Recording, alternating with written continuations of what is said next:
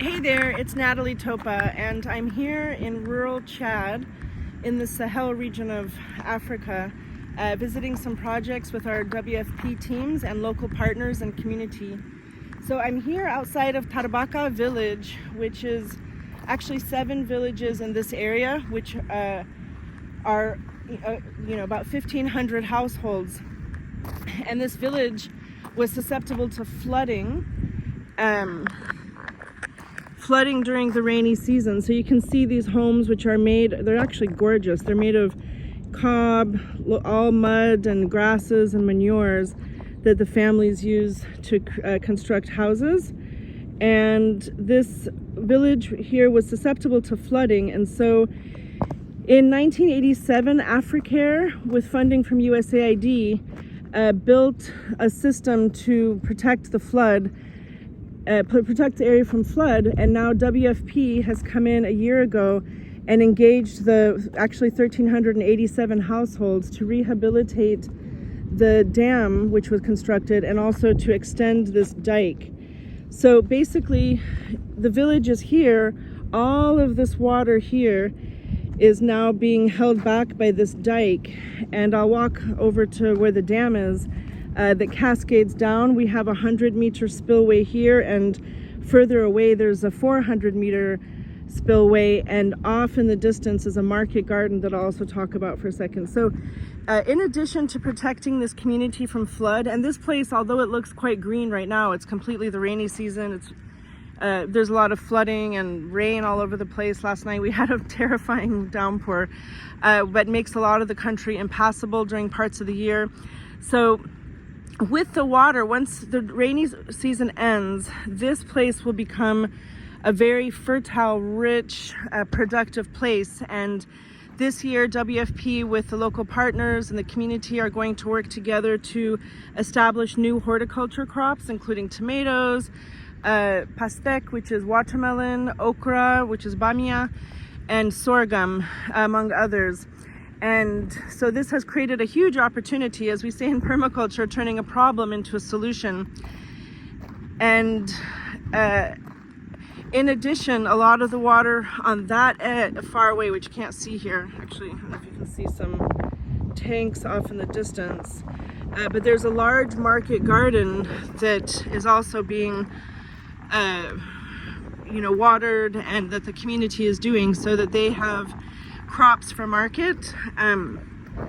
So we're going to go and see that afterwards, but I just wanted to show this dam and the spillway. This is the 100-meter spillway. But what's sad for me is the amount of silt, just pouring off of the landscape, and you'll see the color of the water is so brown, and there's actually, this whole place is, silted up. It does need to be maintained. There's so much siltation here as the water slows down before it pours over.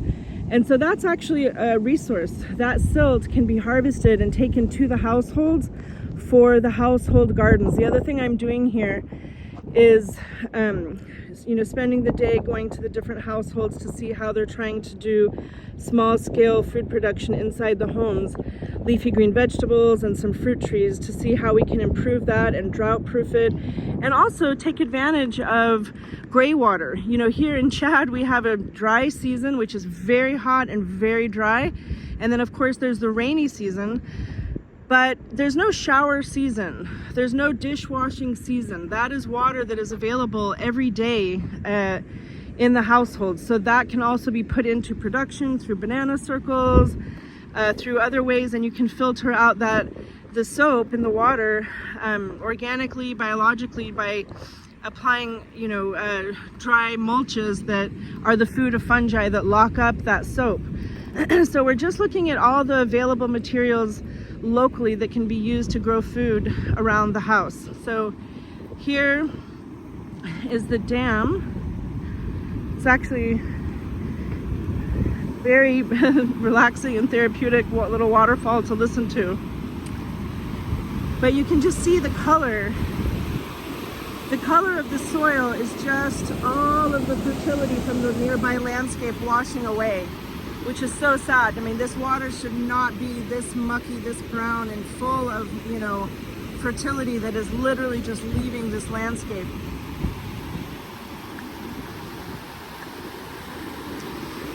So it sends the water on its natural, original hydrological pathway, but it is protecting the village with this big dike from the flooding and, you know, layering in so many multiple uses. It's used for livestock watering.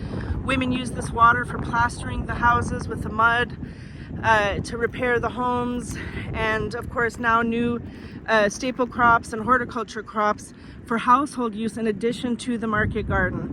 So very lovely to see, you know, this sort of engineering with citizen engineering.